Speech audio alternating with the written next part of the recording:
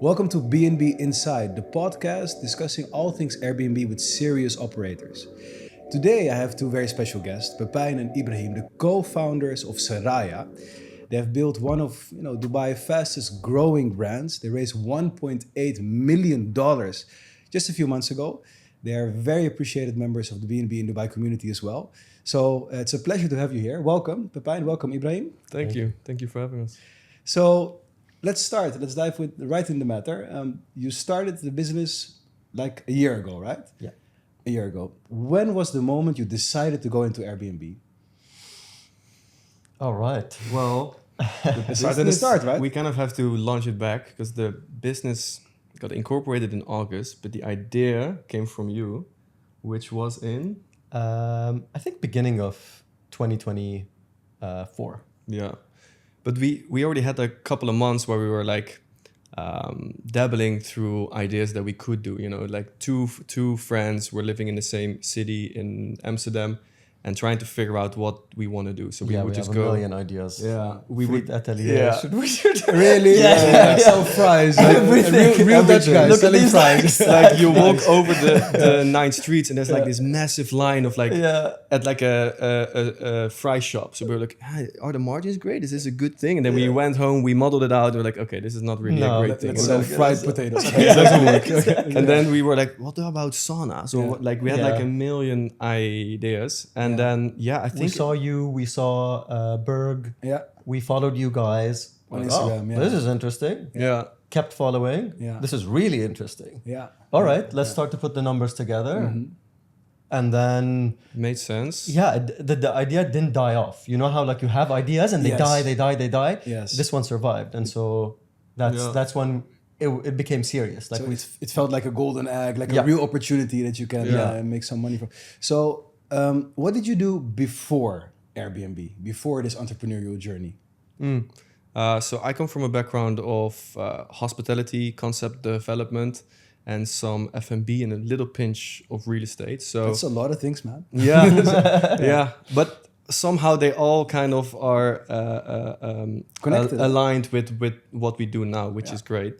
So I first did hospitality management and entrepreneurship as my studies. Mm-hmm. Then I worked in several luxury hotel properties in the Netherlands.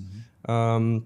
From there, I really fell in love with the guest-facing aspect of it. So I became a concierge, which is basically, it's like a lifestyle concierge. So you basically accommodate any request that the in-house guest might have. Mm-hmm. So it's from the simplest things of, I want to have sold out tickets, or I want to have private chefs or nannies or tours or helicopter tours or itineraries or whatever it is. Yeah. Remember the person that lost their phone in the canal? Yeah. That was like In the canal, in the water. So this is And there was a request, please get it. Well, this is a thing that happens quite a lot, of course, because the hotel was located on the canal, so right behind. And a lot of tourists, maybe when they have something on, they drop their phone in the canal. So the guest came and said, like, I dropped my phone, I don't know how to get it.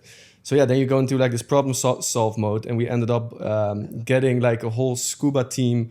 Like it were like ex-marine guys, and they were like scuba in the canals and got the phone back. So it's very vibrant and lively if you get like a lot of these funny requests. You did everything for 5-star reviews since back then. Already. Exactly. Nice. So I really fell in love with that. But hospitality, exactly, like helping guests, connecting with them. Exactly. Yeah. And I wanted to go deeper into it, which I couldn't do at that job. So I launched my own private concierge firm.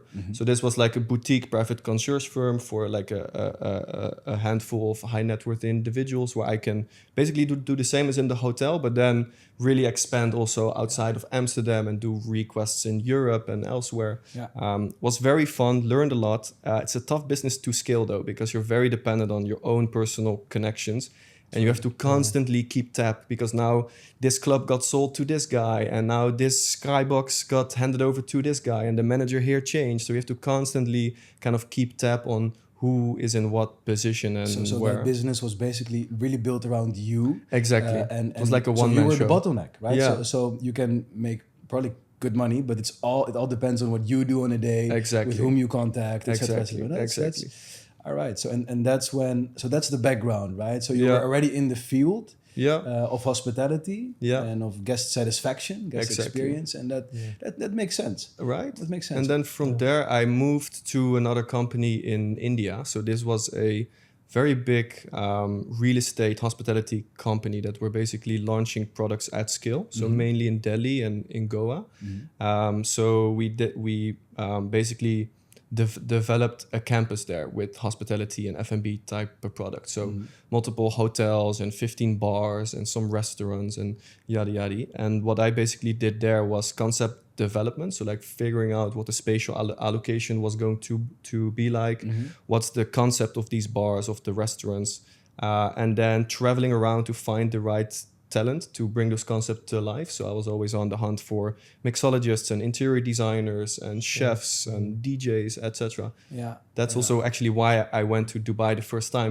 I went to poach. That's what I wanted to ask. Like, what brought you to Dubai as well? Yeah, it was always the layover between Amsterdam and India, because or you take a direct flight with Air India, which is kind of a rough ride, or you take a layover with Emirates. Obviously, right? I love Emirates. Exactly, it's great. Right. It's great. And then I tried to poach a couple of mixologists here and some interior designers here, and I really got a good sense of what the city is like.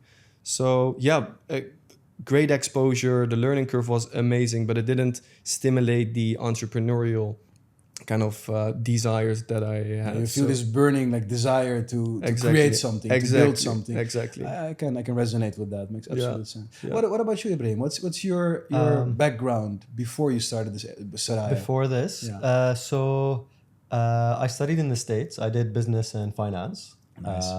Big numbers person. Good. So we're going to talk more about that in a bit. By the way, he geeks out on models. I love definitely going to talk numbers. Spreadsheet. I love it. I love it. Amazing. Then moved to Dubai actually in 2016 and worked with McKinsey Consulting. Big Four. So did everything.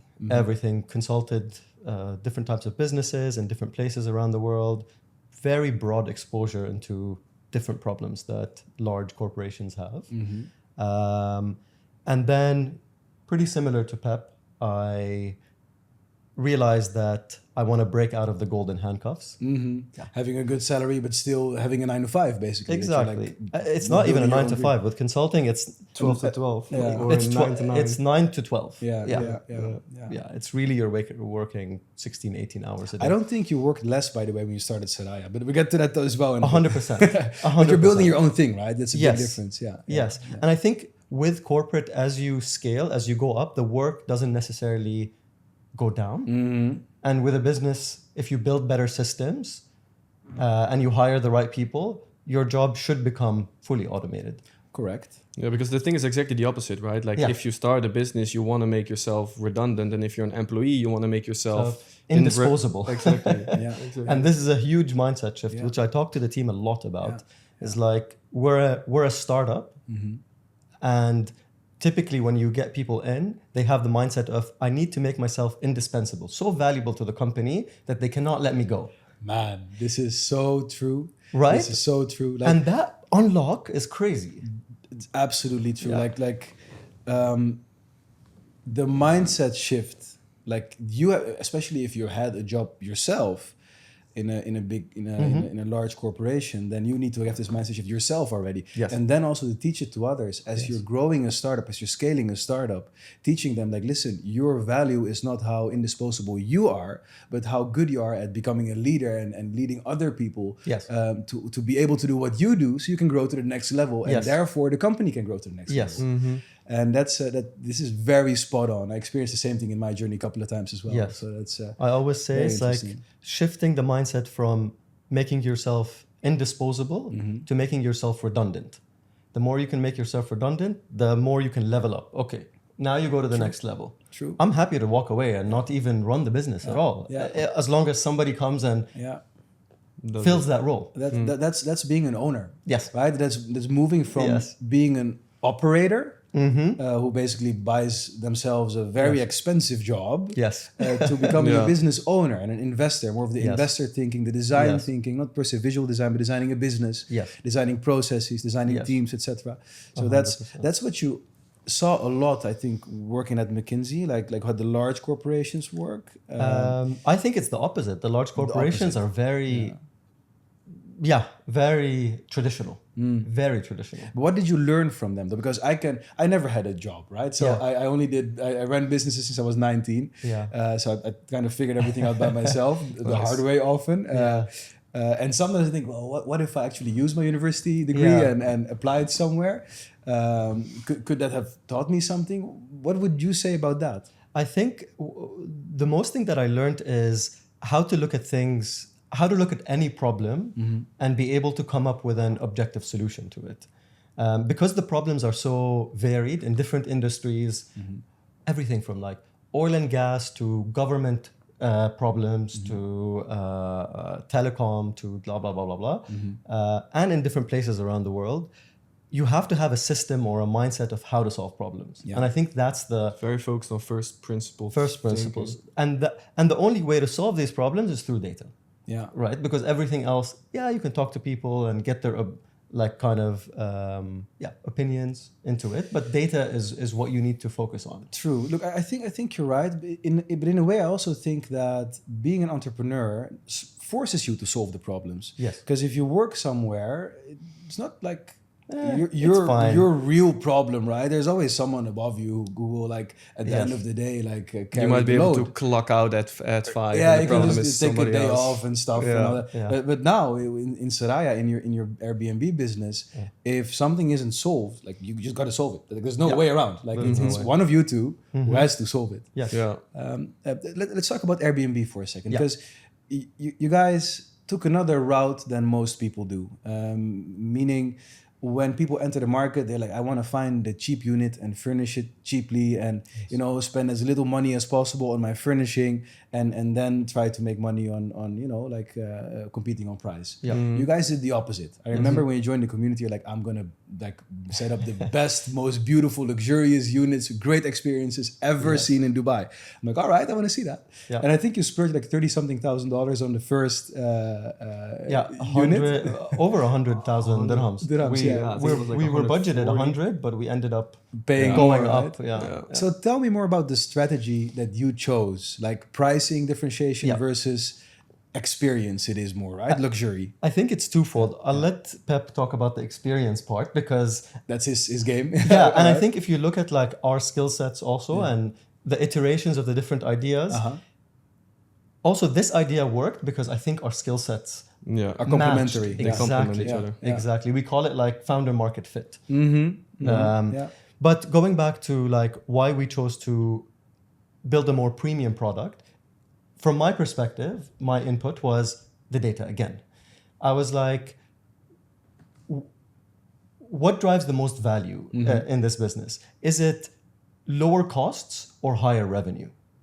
And you see that with, let's say, just to keep things like equal, a 20% increase in your ADR has way more impact on your bottom line than a 20% decrease in your costs. True.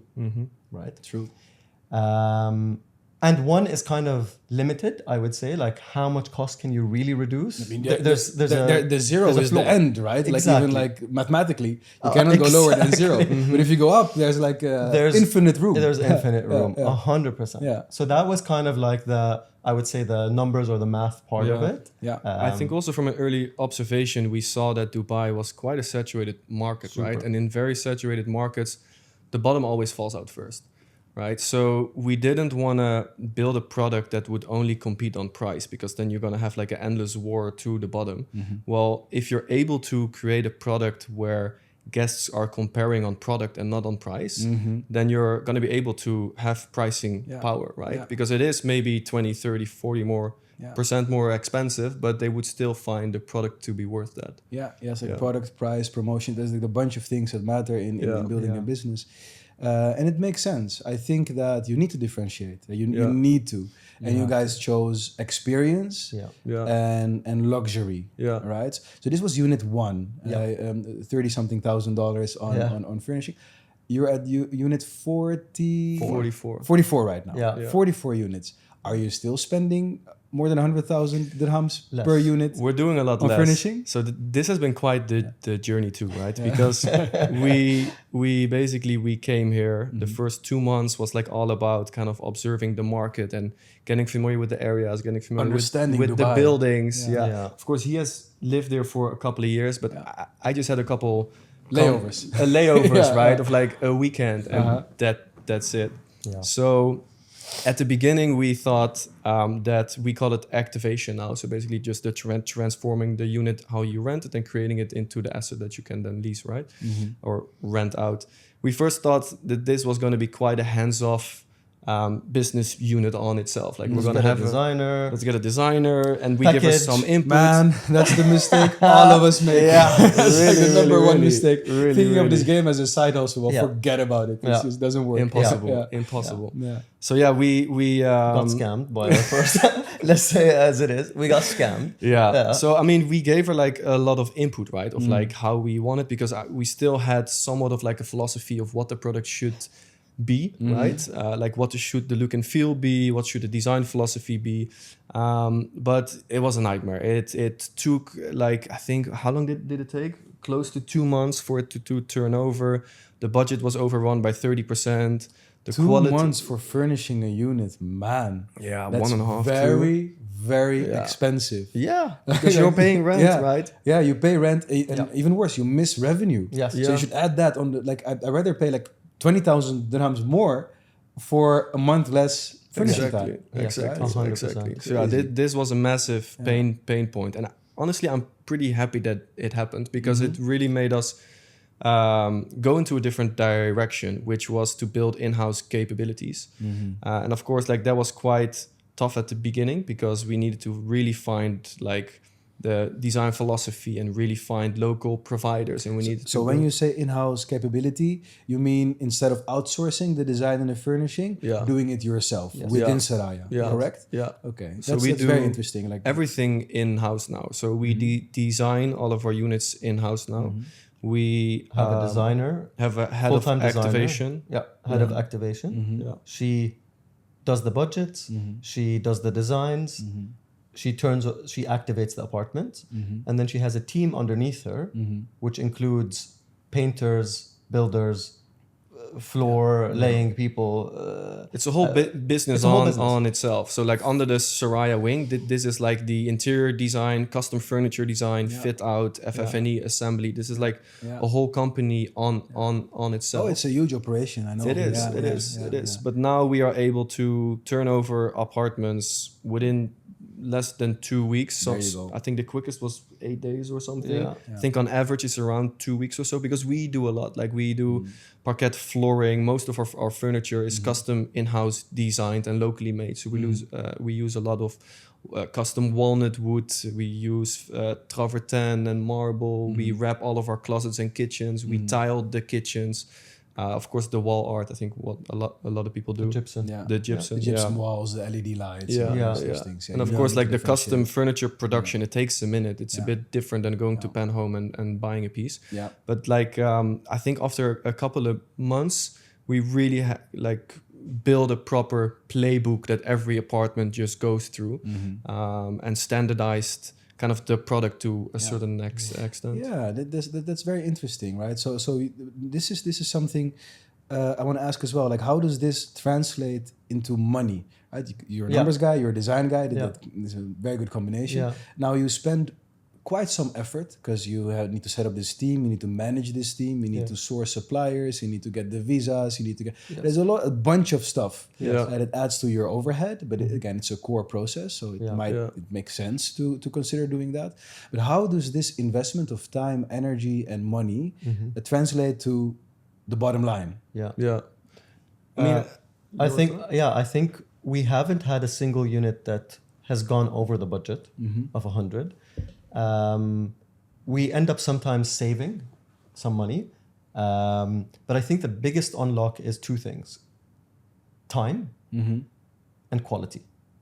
These are the two things that we're really able to unlock with it.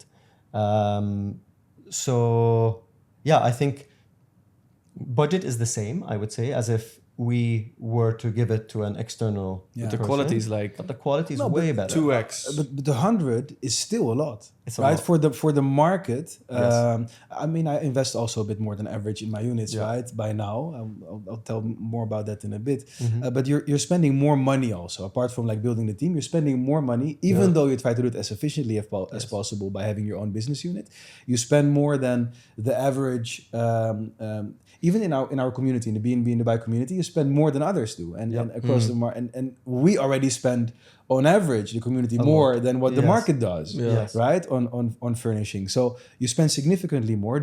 Like, what is the ROI on the additional spending? I think it comes from a couple of places, right? Like one, building this in-house team allowed us to consistently produce on-brand apartments, right? So we have a consistent product delivery, which allows us to create a brand. Quality control. Exactly. And consistency. Right? Yeah. Exactly.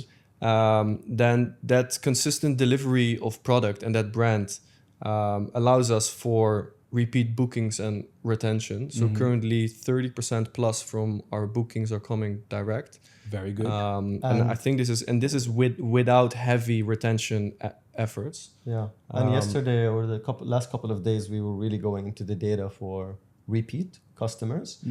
18% of our revenue is from repeat guests. That's very good. It's insane. Yeah, that's insane. Yeah. And most of the portfolio has been built in the last couple of months. So. Exactly. This is also the good thing of Dubai, that people come back. They come back. It's a repeat people market. barely come to Dubai once. Yes. So they always come back. And if you provide them with a good service and they like you, the experience, the feeling, the emotions they have when they get to your apartment, and when they check in and when they check out, and how they think about my stay at Sariah in this case. Yeah. If it's a great experience, they don't want to risk going somewhere else and getting less than what they experience. They'll come back to you, experience the exact same thing. I mean, that's if you've cracked the retention game, then that's a massive unlock, right? Because you look at the OTAs as a place of customer acquisition. Correct. So every guest that comes in, you pay 15% of the booking to the OTA as a customer acquisition. And then it's our job to then retain those customers. And Dubai is a sticky market on itself. Like people that are coming here, they're coming back multiple times a year. Yeah. Maybe Radit, to kind of answer your question more on the numbers. Okay. Like, what is the return on it? I think by spending this 100, we are seeing that we're able to command 20-25% above what the market average higher is. ADRs.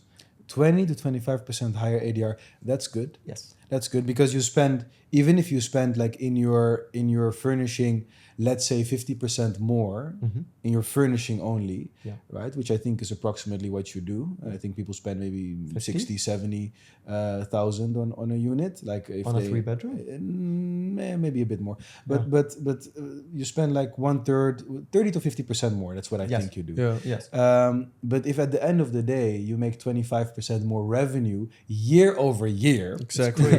That makes more sense. Yeah. I mean, I experienced the same in my first units when I started in 2023.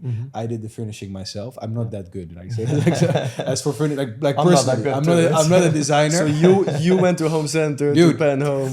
I went to Home Center. I went to Pen Home. I went to IKEA. I went to all these places, and I did everything myself, which is a headache. Listen, we went to Pen Home once, and we saw a painting, and this painting was amazing. So we wanted to have it. So we bought it. We went to the car, and it didn't fit. So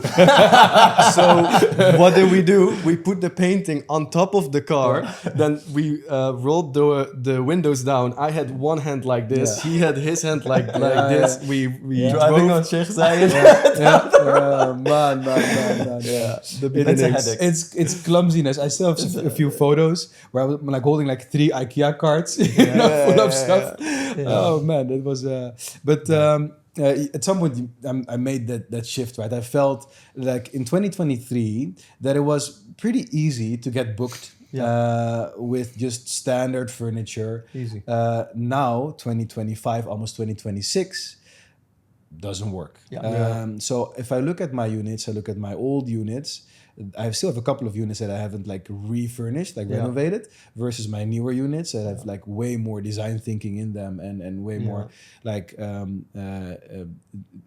more attractive they are for guests, the revenue difference is significant. Is significant. So it's absolutely worth it to some extent, right? Because that's also the question I would want to ask. Yes. What is, like, of all the things you can buy and spend, I mean, you can buy a 90-inch TV, right? You could, right? If you want to spend more, you can spend it in any type of category of things in your unit. But which things matter most in your eyes? Where should you spend money on? And where should you decide, you know what, let me just go for the second best option here if it saves me a couple thousand? I'll maybe give you like how I see it, and Pep, you can.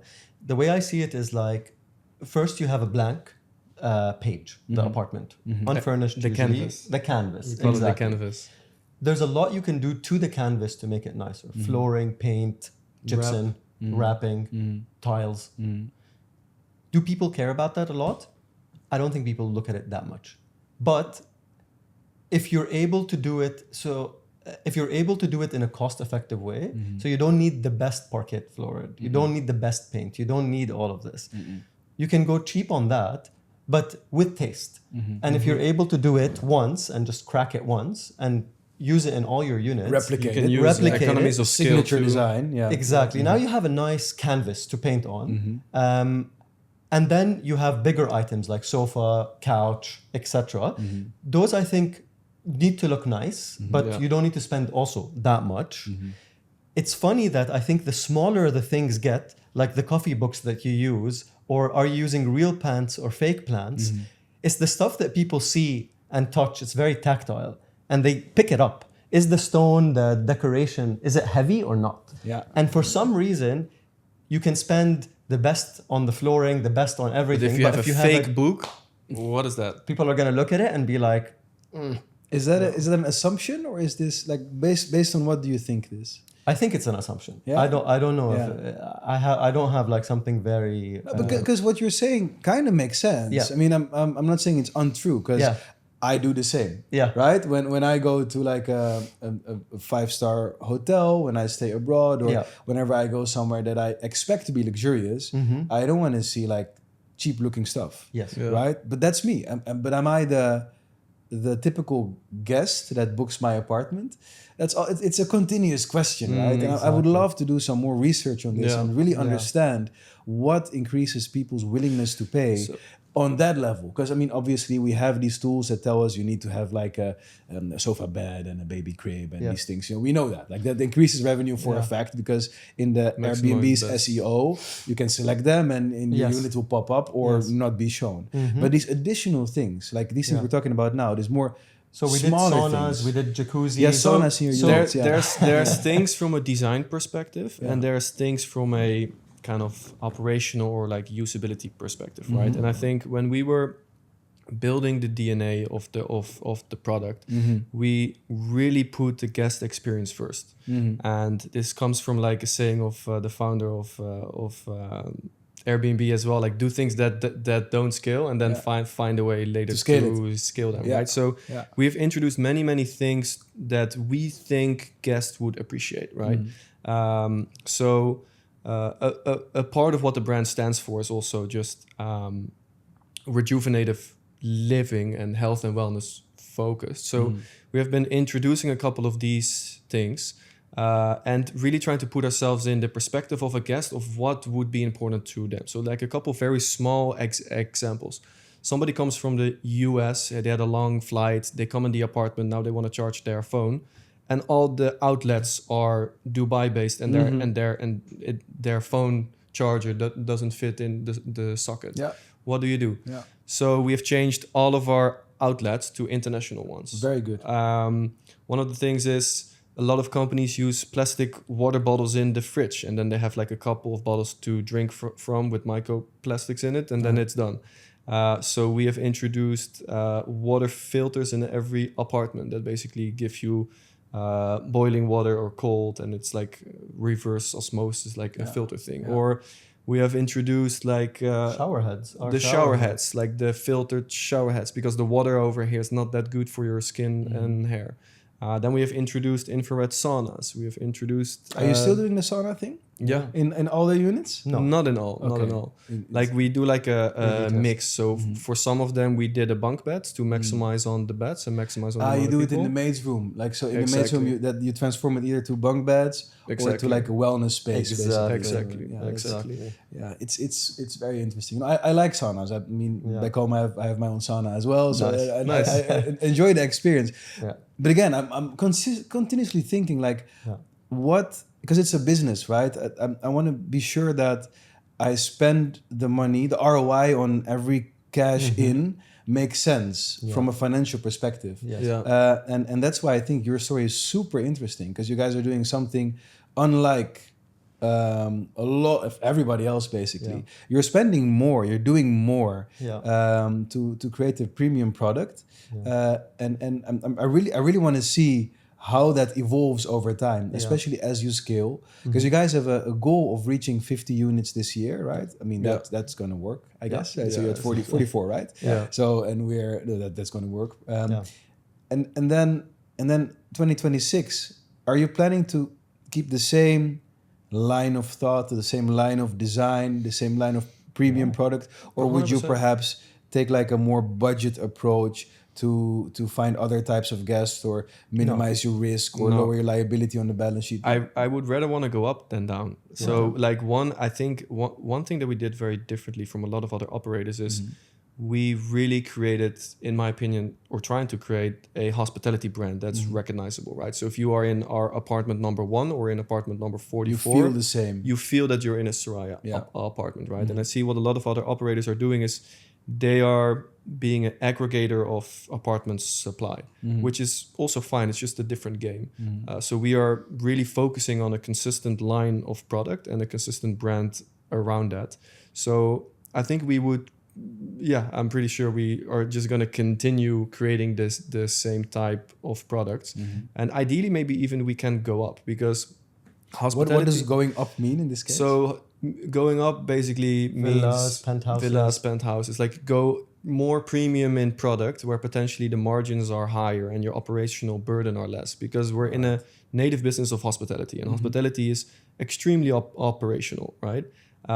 So what are ways to minimize operations? Like one is of course like building the systems and automating, introducing AI, etc. But also if you have the house, basically. Exactly. But also it's being very tactical about your product, because if you have one penthouse that has a certain amount of margin, or that's going to generate the same as 5 studios, but the 5 studios also require VAs and comms and personal check-ins and hosts and cleaning and maintenance.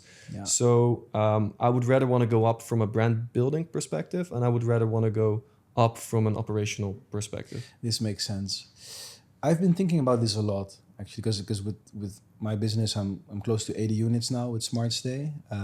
Started 2 years ago, and actually in this year I barely grew as for number of units, but that was intentional, right? Because I wanted to structure things, have processes, etc. in place.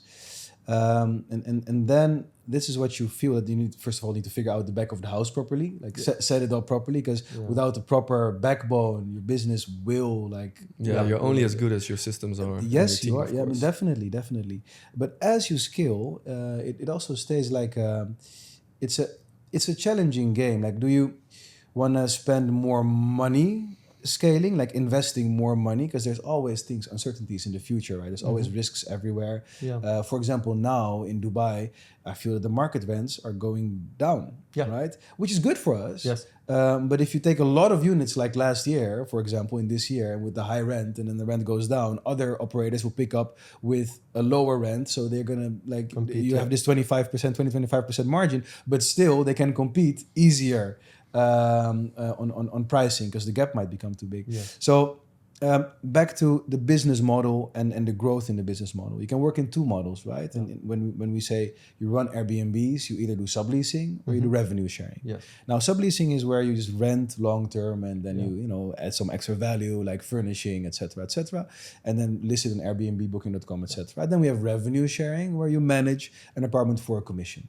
Now you guys work fully in arbitrage, subleasing. Lease long term, sublease short term. That's going to stay the same. Yes. You will not do revenue sharing. Never. Why? because we want to keep the product consistent. And I think once we start to go into revenue sharing, then there's a lot of questions that need to be answered. Who's going to invest in the furniture? Can't be us, because it's not. It's going to be the landlord. It's going to be the landlord. Yeah. What if the landlord doesn't like how our couch looks like, or wants this additional thing? This travertin table is too expensive. Get one from Home Center. I don't want to change get into this. this. Change this, and then after a couple iterations, your product is not the intended anymore. And there's no way to really protect, because let's say they agree with everything and they say, you know what, here's your 100K. Do what you want. Yeah. I love your product. Fantastic. We spend the effort and the time and put our IP into that place. And then 6 months later, he says, I don't like this. I'm going to give it to another operator. Now I have a Seraya unit that's competing against myself. Right? So how do you protect that IP? How do you, And I think also, like, we are limited in how much capacity we can activate a month. And so far, we've been able to do them in subleasing. Like our max so far is 1 a week. 1 a week, yeah, that makes sense. We've done a 1 a couple week. months, Maybe I we think, can more. do 5 a month, 6 a month, if we really push ourselves. But we are limited in how many new units we can do. And so I would rather put those units as subleasing, given that I have enough cash to do that, rather than revenue sharing. Yeah, it makes sense. It makes sense. For me, I balance my portfolio. My first, let's say, 50 units were fully subleasing. I think I had a couple. I had a few, but not significantly, right? More because someone asked, and it was like the next door unit, and I'm like, you know what? Okay, let's go. But my first big bunch of units was fully subleasing, and then I started to do revenue sharing. I balance. Because I think that for some units, the unit economics don't work out if you do subleasing. Now, for example, the address units, Address Opera. This is where I have a couple of units there. Beautiful building, fantastic. But then the long-term rent is like 400-something thousand dirhams for a 3-bedroom. You can still make a margin on that, but you make the same margin on a 1-bedroom, right? So it doesn't make sense to go for the 3-bed at Address Opera versus furnish a 1-bed yourself, which costs you less money to rent and deposit and et cetera, and you still make the same. So this is also something that, because since you mentioned like penthouses and villas, how are the unit economics for those units? Because I know for a fact Address Opera, for example, as an example, these luxury units, they don't work in a subleasing model. I think over here, it's the difference in price does not... It's tough to show the difference in quality on the images on Airbnb, right? So because if you compare, like we have a lot of units in Downtown Views, which is a great building, has great views. The building amenities are nice. Of course, Address Opera is a touch above that. But the rent is like 50% more. It's ridiculous. Are you 100% more? Are you able to create 100% better product over there? And are you able to also show that online that the product is like a 2x better than our apartments in Downtown Views? I don't think so. I also think that not a lot of people are spending that much time researching when they're booking. Like we were booking something for Riyadh. We're going to Riyadh next week just to check out the market and see what it's like there. How much time are we spending? Like in total, maybe, and we're trying to go deep into it and just see which areas. What did you look at when you were booking? You booked an Airbnb, right? We haven't booked yet. Okay, so how does the process go for you? Like as operators for 44 units, if you go on Airbnb, you put the dates, and then what do you look at? First, you just scroll, right, and see what's out there. What is in the first, second, third page? Like, shortlist a couple. Wish list, exactly. Wish list. And then go back to the wish list and kind of like compare between those, right? The look and feel. Maybe you get a filter sense a little bit. if they're professionally operated or not. Do you prefer professionally operated when you book yourself? For sure. Because like if you're coming to a professionally operated apartment, the likelihood of it being like clean and well managed is of course higher than if you're going in somebody's residential home that's just gonna bounce for the weekend. That's but still, like some individuals also operate their second home, not their own home, but their second unit, their investment as an Airbnb by themselves. Sometimes they're actually good, right? I think the risk of scaling is also that you don't have the attention anymore. Look, how do you ensure that? Because since you're focusing on this high end luxurious stays, how do you ensure that like not only the product is good, meaning the product in this case the apartment with the furnishing and the amenities, but how do you ensure that the service, so how well it's cleaned, how good the communication is, how do you ensure that part is also well done? Because I think cleaning is outsourced for you guys, right? We're doing in-house. hybrid now. Very good. Very good. Yeah. Same principles, same. Let's go back to the basics. Yeah. First principles thinking. Yeah. What is cleaning? Yeah.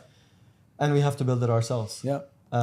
Same thing I did. Yeah, And we talked about it in the community companies as well. that just not they're not optimized. Like the companies are not optimized. They don't use all of the tech tools out there. They're less indeed forward thinking or first principle thinking because they don't have to. Right? There's so much demand.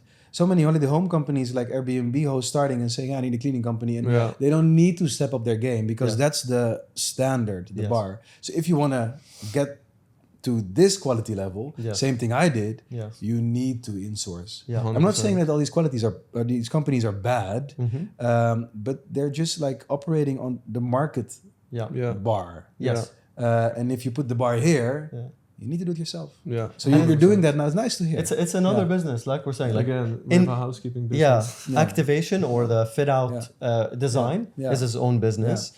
Cleaning is his own business. Maintenance now we're doing internally. It's his own business. And they all follow the same principles of hire the best people. Like for activation, we have an amazing designer.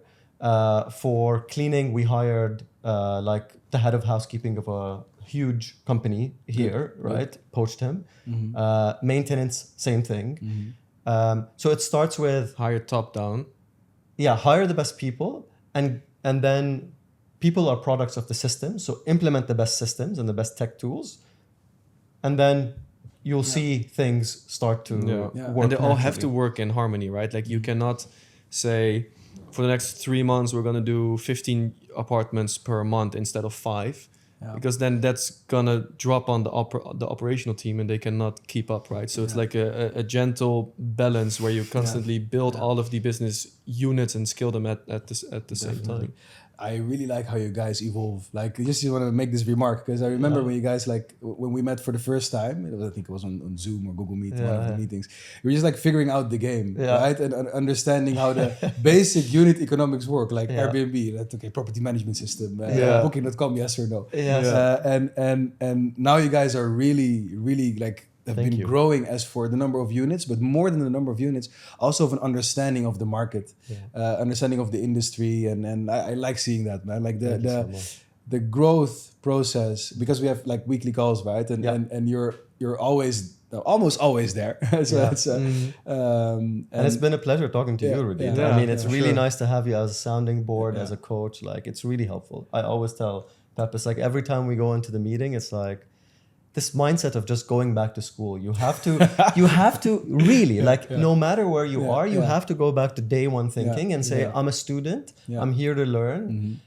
And having that mindset continuously is what gets you to crack next levels and next levels. And the community that you've built is great. Like everybody is trying to support each other. They hop on deals, they share their insight. Like in general, I think the space is very interesting because you are kind of competitors from each other to a certain extent, but nobody looks at each other that way. Exactly. So because I believe that there's more than enough for everybody, right? And this abundance thinking is what gets you somewhere.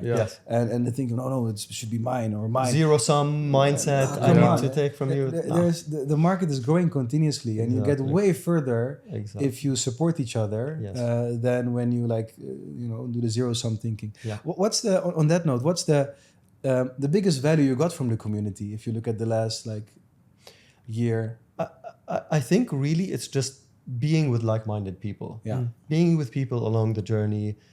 Sometimes it can be something as simple as like asking a stupid question, right? But those are so your frustration, valuable, right? Like yeah. if there's a very specific niche type of question. How do I do that VAT? or- Do you do it after or you can break your brain on it for 2 weeks, Yeah. or you pop a question in the group chat and somebody Yeah. has had the same problem Yeah. before and he gives you an answer. Like right? within minutes. It's great. Yeah. And now you're also able to do the same to other Yeah. people that just joined the. Yeah, the and you guys do that actually. That's what I like. Yeah. You know, like whenever you have like some new insights, Yes. you do proactively share. You know, from the insurance contract and Yes. financial things. Yes. So you proactively share, and that's so you guys are of a great value too. I want to Thank say you. that as well. Right? Very Thank much you. appreciated. Like I said at the start. Okay. All right. So, 2026. 2025 is almost coming to an end. Yeah. You have 50 units, probably a bit more. 2026. If we do this podcast, which we'll probably do again in a year, what will the story look like then? Where are you at that point? What's the milestone you have hit? I think first is continue what we're doing. Yeah. We are planning to raise another round of funding in 2026. Yeah. And that will be funding that will take us for 2, 3, 4 years ahead. And so with that, there's going to be a lot of, I would say, growth that comes with it.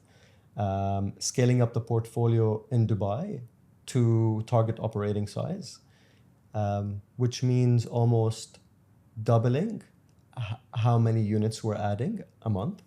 So that means that you have 150 units by the end of 2026? Like around 30. So we did some backwards calculation where if Yeah. if we want to reach. Now we're going to talk numbers, guys. Yeah. Let's go. All right, let's go. if we want to reach our target operating size, which we don't know exactly what the number is yet, Yeah. but we're thinking anywhere between 300 and 500 apartments in Dubai. So let's take the upper end. If we want to reach 500 over the next 3 years, that would mean that we have to do around 13 to 14 apartments a month.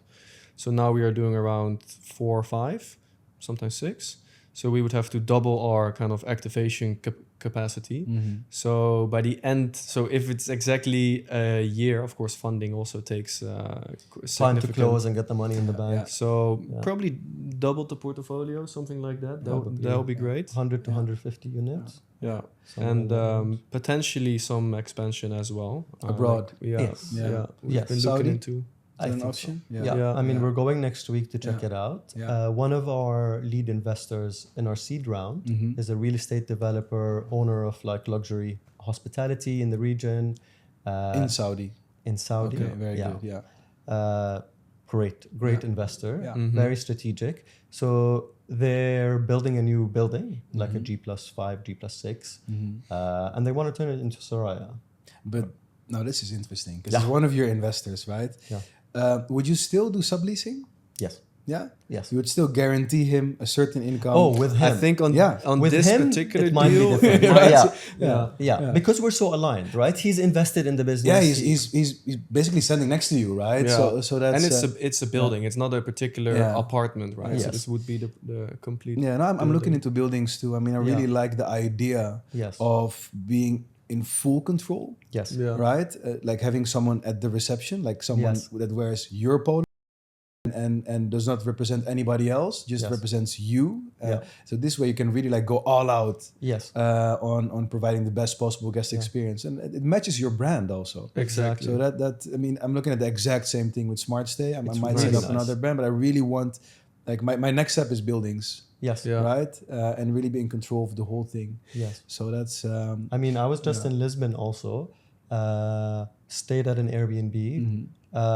Small building. yeah, 4 stories, and it's really nice. They have a little space. Yeah. There's no reception, but they have a little space for the laundry, for cleaning, etc. It's all self-managed, self-service. Especially in Europe, it's the only way to really do it. Yeah. Like you need to take the whole thing. yeah, because like even regulations. I mean, we're all from the Netherlands. Yeah. Man, I wish we could do the same business in the Netherlands. That's what we're I looking mean, into. yeah, too. we're looking into to the Netherlands as an expansion as well, but it's a different game, right? Because you cannot do the model that we're doing over here. No. So the only way to do it is you operate under a hotel license, and there's a shortage of hotel licenses right now because they try to trim down the tourism a bit. So the only way to really penetrate the market over there is acquiring an existing hotel. Buy a hotel. And then you Or renovate rent. it. Or rent. it. It's Yeah. called Yeah. exploitation, right? Yeah, You it's can like, buy the right to operate it. Pachten, Yeah. in Dutch. Yeah. Yeah. So yeah, I mean, I think that's something I've been looking at as Yes. well. Like not too serious, but like these boutique hotels. That idea, Yes. they are run by mom and pop kind of, Exactly. and they don't even use like dynamic pricing yet. They They use say, not. we are on the lookout for the, excuse my French, shittiest hotel that's out there. I want a hotel with rats, with a 1-star on TripAdvisor. Yep. Everybody that checks in runs away Hates scared. it. Yep. Because then you can get like a distressed deal. Because for us, the only value in this is kind of the license, and of course it's the rental contract, like The license, the location. Yeah, you know, exactly. yeah, But yeah. all of the interior, Oh, you're gonna throw it out. exactly, So- and we would yeah. like do a proper renovation because we're looking at like some small boutique hotels, we're looking at some hostels, Yeah.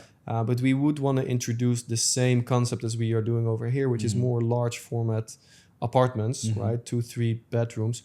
Probably even take it up a notch in terms of like product and premiumness. So yeah, we would have to just demolish the inside, and this is like a proper renovation. Yeah. I mean, that will take you like quite Year. some money. Yeah. A year indeed. Yes. And I mean, if you have the money and the time, that's fine, right? Regarding money, Yeah. because you guys have raised Capital. more than 2 million. Yes. I think the recent round was 1.8, and before that you have the pre-seed. and the family. friends, fools, and family. Yeah. Let's not say fools, friends and family. That's the 3 Fs, and your own capital. So, how do you feel about having other people's money in your business? How does it feel? It's definitely more responsibility, but I think it's a healthy type of responsibility. Because every decision you make, you think about every stakeholder, right? What would they think? If they were in my shoes, would they do the same thing? And I like that type of introduction of that thinking into your decision-making process. Another thing is it keeps you very disciplined in terms of keeping track of the numbers, reporting the yes. numbers, Yeah. and thinking from an investor or an owner mindset. Instead of versus getting a bit too comfortable because Let me just... I'll do it go next month. No one asks me anyway. Exactly. Exactly. Exactly. Of course, you are still the owner ultimately. Like Pep and I are still the founders. We are the majority owners of this company. It's our company, right? They're along with us for the ride. So it's still a very healthy of like, I can do what I want or we can do what we want, but and it's also nice to have someone. It's also an amazing sounding board, right? Because we were very selective in this investment round to not only bring in money, but bring in people that have expertise in the space. Partners. Exactly. Like both of the kind of lead investors are extremely knowledgeable in this space. And one has a very deep knowledge about hospitality and real estate, and the other one has a very deep understanding of real estate. We have regular calls, we problem solve, we bust heads, we brainstorm. No, that's valuable. This is what I also have said, like for myself. I mean, I'm the only shareholder of Smart Stay up to like 80 units. I did it all by myself, and I always said no because I felt that I could bootstrap and get done like things myself until this stage in a pretty good way, which worked out well. But I'm not saying no to funding like as a rule or something like that, right? So if the right strategic investor, not only money, because money is everywhere, right? Everybody can throw money at you. You can get money from like a million different places, and that's going to be fine, right? But the right strategic investor, the right person who will truly add value more than just cash, like knowledge, network, assets. That's where it becomes interesting, right? Exactly. So, a few more questions on that.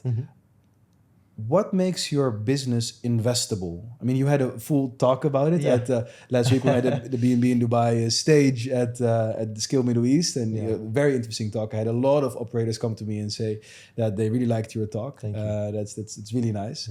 We should do something with that, by the way. Maybe like organize like a webinar or training or whatever. We'll get that done. We'll do something nice for the community. What makes it investable? Back to that. What makes an STR business, an Airbnb business, investable? I think two things. One, is the returns. If you compare the returns of SDR arbitrage specifically to a hotel, to anything in a restaurant, anything in F&B, anything in hospitality, the returns are crazy. I mean, really, how long does it take you to make back your investment? Yeah, a year and a half? It's approximately a year, Year and a- for unit economics, right? For the specific unit, right? Yeah. I mean, if you go all in, that's it. Yeah. So the returns are insane. I mean, in what type of asset or thing that you can put your money in and get it back in a year and a half? Well, in different markets, in you can get it back sooner, Faster, right? So but it's still SDR. Obviously, It's still SDR, yeah. right? Yeah. But in general, this as a business model is really nice, right? Like the returns are super fast. The velocity of money is very fast. So that's number one. And then I think number two is it's extremely scalable. We see it, and that's why we really want to build a brand. We don't see Dubai as the end of the journey. We see it as the start. Yeah. And if you can make it here, I think it's world class, right? You can probably make it in a lot of other markets. If your Very standards true. are that high, it's insane. Very true. Yeah. I would say- if you can win here, if you do a good job here, Yes. you can win anywhere Thank in you. the world. I 100%. completely agree. That's true. Exactly. Clarity, consistency, control. It's Three like C's. Huh? 100%. It's the clarity on the model, it's the Yeah. consistency of your product delivery, and it's control over your operations. So Super basically, nice. that's what investors want to see: return on their money and the ability to scale this Yeah. to not just 50, 100, 150, to a lot more than that. And this is also why we have integrated a lot of the components of the business, Yeah. because you can only really scale and build like a proper cohesive brand through control and Absolutely. outsourced control stuff. Yes. I mean, you start outsourced 100%. and you insource over time. Yeah. Exactly. Right? Yeah. Another question. What is the one mistake that you made in your journey that you would love to, travel back in time and fix that? That's a great question. Yeah, because like the couple mistakes that I'm thinking about, I'm very happy that they happened, because it kind of forced us into a certain direction, right? Like what we said before, where we went into a mindset of like, oh, we can just outsource this. This is going to be hands off. This is great. Like we don't need to think about activation whatsoever. Disaster. It forced us to really build all of these in-house capabilities, which if we look back on it, has contributed a tremendous amount of value. What could have we done differently? It's a good one. Yeah, I think the mistakes, I wouldn't change them. Yeah. I wouldn't change them. That's the thing, because they just make us, as Pep is saying, build a better system. Mistakes make you who you are, right? Yeah. You as long as you learn from them. Exactly. Right? Because this is the one mistake that people make that's like unforgivable is like make a mistake and not learn from And it not learn. Yeah. and do it again Yeah. and again and again and again. Well, business is unforgiving, Yeah. right? It's not you cannot do like the Command Z thing. Yes. Like, go back and undo. Yeah. You take a decision, you spend the money, and the decision is made. The money is gone. Yeah. Right? Yeah. So, but is there really nothing that you feel like I wish I knew this before I started? Just for the audience, for the people who are like watching and feel like I want to avoid this one thing. I think at the beginning, it took us quite a bit of time to start. Yeah, we were over optimizing heavily. Yeah, that's actually a good example. Like we were very over optimizing on the first apartment, because the first apartment has to be perfect. And then we are not paying no sticker price. So like we got like a 3-bedroom apartment, great views, high floor, 245, 250, what 230. 230? No, 190. And the brokers were looking at us like, yeah, Dude, okay, are you right, okay? right, yeah. And then like fast forward a couple of months was like 180. Yeah, I'll sign it. The contract. So, but it's tough because you don't want to sign bad deals, right? But I think there's like a thin line between like doing your DD right and like over optimizing for something that should not be optimized for, and just getting your foot through the door, because it's also the opportunity loss, right? Kind of the learning curve opportunity loss. Like we could have opened more apartments at the beginning, because it took us like I think 2 months or so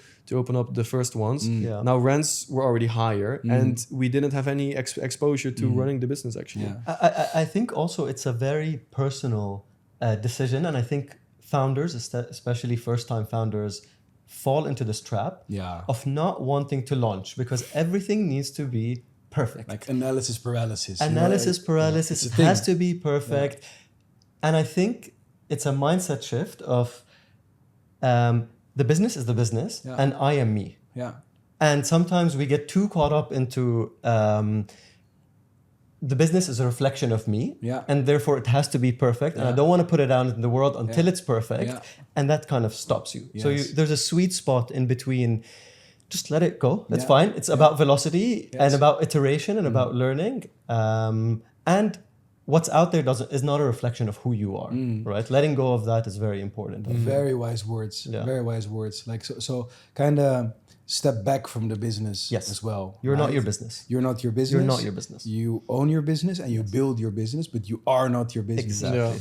That's a very, very good one. Because what happens when the business goes wrong? You're gonna get into an identity crisis. Like this actually happens to a lot of people. It happens. And I have friends who are very good at their craft, whether it's business or sports or whatever. And if you start identifying with something external, that can go very well, or it can fail as well. I mean, I had previous businesses that almost went bankrupt, right? And like before starting an Airbnb as well. I managed back then to pay off everybody I worked with. I never like defaulted on anything, but that's puts you through a tough time. But if you walk that bridge already, the second time, the third time, you're going to be a bit more relaxed, and you're going to be able to, okay, today this happened in the business, but I'm still going to have my workout, and I'm still going to have a proper meal and go to bed in time. And you've built your confidence that you know that you can get yourself out of tough situations. Exactly. It has to come from multiple sources. It has to come from multiple sources. Definitely. All right. I have a few final fun questions. Unless there's something you want to share. I think we have a great podcast, man. I like this. You. So I have a question. You ready? Oh boy. Let's go. Ready? Boy. So the fastest way to ruin your Airbnb business is by?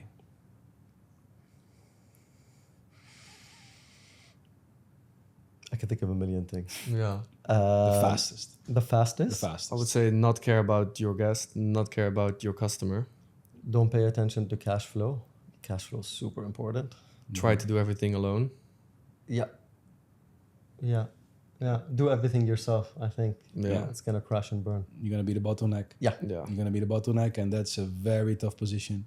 And I think all of us have been there. Right? Especially when you start. Try to keep control over everything, do everything yourself. You need to delegate. Makes sense. Good one. Okay, next one. Ready? If I could ban one guest behavior forever, it would be? Can I have a discount? Being not punctual on time. Oh man. I would try to save my ops team, like not being punctual on time. I'll check in 5 and then I'll check in 30. Like we had instances where just our ops team is just waiting in the apartment for 5 hours because somebody says 30 more minutes. Yeah. Like it's such a pain for them. It's not nice. It's a tough one, huh? Yeah. Or not treating your apartment like it's their own. That's also a big one, actually. But they don't, man. Yeah. I don't know. Like this is I think a human trait. Yeah. People don't treat something that's not their own as their own. Yeah. Do you take deposits, by the way, on another note? Trying, but not yet. I mean, the Airbnb policy has changed, right? So now you are actually able to charge deposits as long as you inform the guests or in the listing. We have now kind of built a robust check-in flow with some softwares.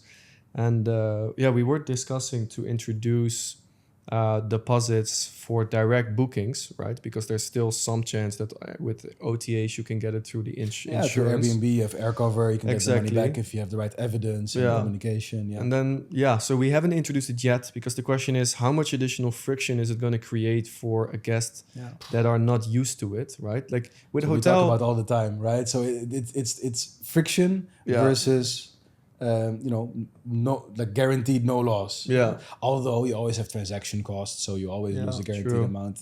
True. Yeah, it's True. continuous. Okay, one more. Yeah. One more. Let's go. I have. The weirdest thing I've ever found in a unit after checkout was. I mean, we'd have to call our head of operations. Like she has a book of stories, I think. I think it hasn't been that bad over here. I mean, we got a lot of interesting situations that were happening. Somebody stole our plant. I mean, this is exactly the opposite. It's not like what was left. It was like what was, but not like a small plant, like a massive, like a plant pot like this with like a big tree. Yeah. And then like a couple days after, we're like, where's this plant? And then we're like with the security team, can we check the footage? Like They took the plant. and they just took like a massive plant. But at least take the TV or something, right?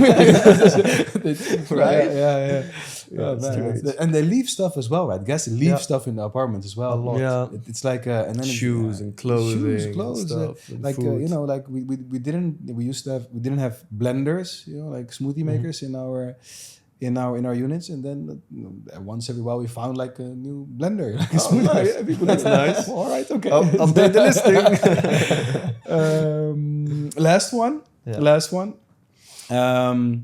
My secret Airbnb hack nobody talks about is.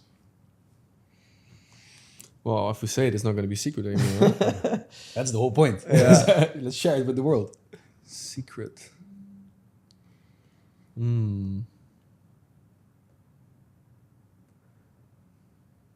What are we doing that's secret? I think we share most of. You guys have a money printer at home. Hey. I mean, yeah, there's not so much secret. I mean, I think like, one of the main things that we really do differently, but we've discussed it already, is like really having a consistent product and creating a brand that's long lasting, that will open up doors for the future, right? Because besides, if you have like a very strong brand, it's not only about your higher pricing, like your higher ADRs or your retention, but actually it can open up multiple doors, right? It can open up for you to go into different avenues and bring on new products under the same umbrella line. Yeah. Or it allows you to capture more of the guest's journey. This is something small that we tapped on, I think, on Bergtor's podcast as well, where if you have a very strong brand, you basically build trust. And trust brings loyalty, so retention, but it also brings the trust where you can upsell guests, right? Yeah. Like guests, when they come with us, they're very early in their value chain, right? Like if you want to go on vacation or you go on a trip, the first thing that you do is you book your flight, and the second thing that you do, and book your accommodation, right? Yeah. But there's a lot more value to be captured after the accommodation, and by default, we are very early on the guest value chain, right? They want to rent cars, get a nanny, get in-house massage, go to restaurants, get tickets, like whatever it may be. Yeah. And strong brand brings trust, which allows you to upsell any of the next You're really at the start of the guest journey. Exactly. And therefore, if you provide a good service, the guest will trust you to, basically spend their money for the other things they will do in their trip to Dubai or the other locations where you expand. Yeah. I think one thing I'm looking into also, more of a hacky type, is automate everything, AI. Everything. It's how to reduce our DIWA bill by changing our connection from a residential to a commercial DIWA. So it's not final yet, but it might be a huge thing because that they charge 5% housing fee, and that represents more than 60-70% of your DIWA It's bill. a big amount of money every single month. I know it because I pay for it every month and I see it. It hurts. It hurts, yeah. So maybe try to squeeze it in the Airbnb fees.